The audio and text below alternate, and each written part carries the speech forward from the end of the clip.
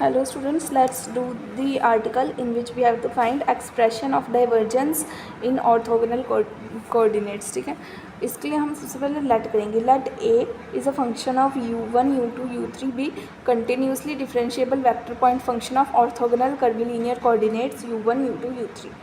जो हमारा a है हमने उसे मान लिया कि वो कंटिन्यूसली डिफरेंशिएबल फंक्शन है of orthogonal curvilinear coordinates u1, u2, u3 का. अब हमने लेट ए कर लिया, जैसे हमने पिछले क्वेश्चन में ग्रेडियंट के लिए लेट किया था ना,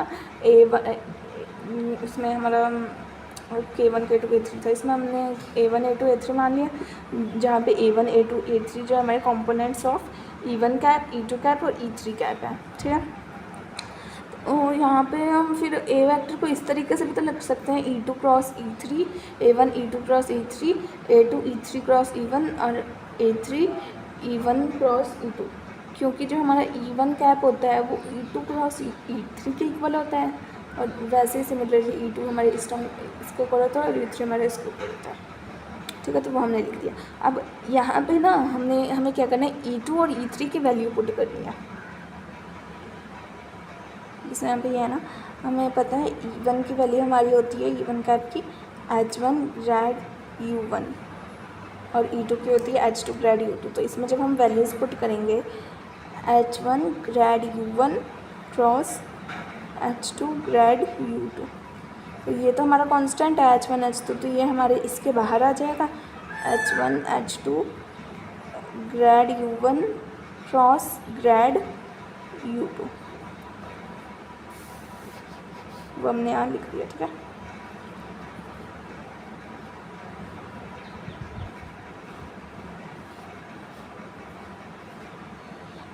अब हमने मतलब सिमिलरली वैसे सारी वैल्यूज़ फाइंड आउट की और यहाँ हमने मतलब लिख दिया. ठीक है, अब हमें फाइंड करना है. अब हमारे डाइवर्जेंस का फॉर्मूला होता है operator dot A vector. Operator है, ए वेक्टर की वैल्यू हमने पुट कर दी. ठीक है, तो फिर अब हमने ऑपरेटर सबके साथ, क्योंकि यहाँ एडिशन है तो सबके साथ हमने ब्रेक कर दिया. इसके ये this term plus this term plus this term. अब हम 1 बाय 1 तीनों को सिंप्लीफाई करेंगे. तो हमने फर्स्ट वाली टर्म उठा ली जो थी हमारी डाइवर्जेंस ऑफ दिस.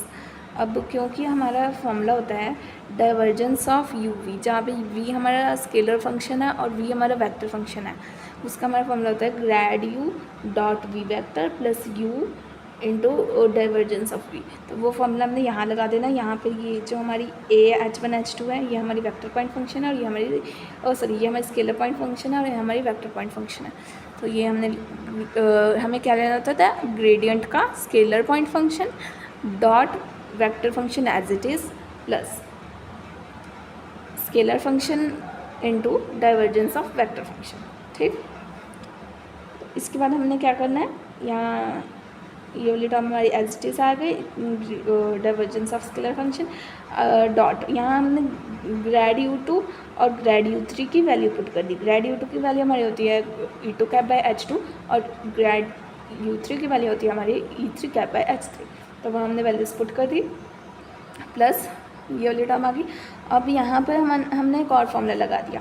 यहाँ हमारी divergence of two vector point functions का प्रोडक्ट वाला फॉर्मूला लिख जाएगा. Divergence of u1 cross u1 u vector cross v vector, जहाँ पे हमारे u और v जो है हमारे वेक्टर पॉइंट फंक्शंस हैं. ठीक है, इसका फॉर्मूला हमारा होता है v dot curl u minus u dot curl v. तो वो हमने यहाँ लगा दिया u3 grad u3 dot curl grad u2 grad u2 dot curl grad u3. ठीक है, हमने लगा दिया फॉर्मूला.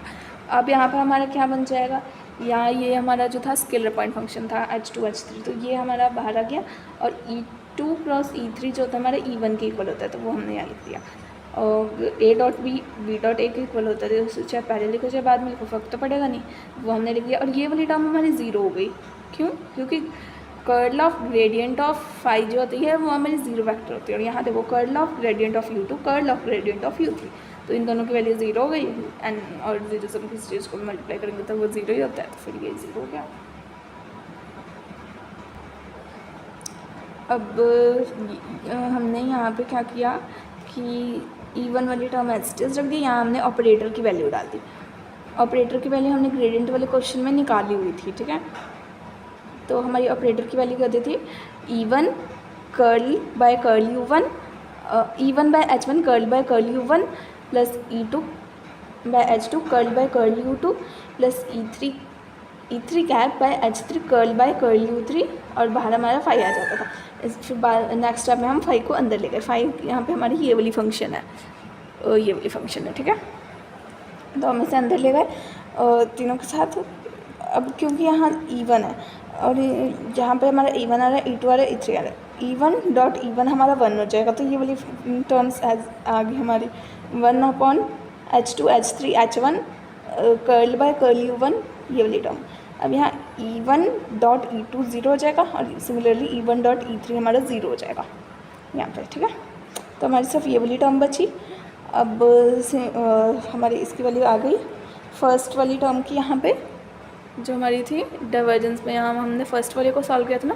सिमिलरली हम बाय सिमेट्री बाकी सब की भी वैल्यू निकाल सकते हैं। तो हमने निकाल ली। A1 को A2 से रिप्लेस कर देना है, H1 को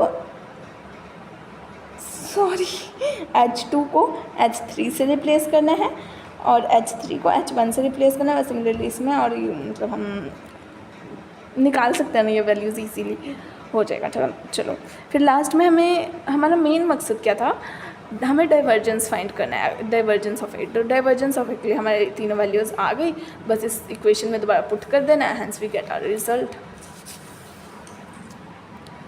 जैसे ये था हमारा, है ना, डाइवर्जेंस ऑफ ए।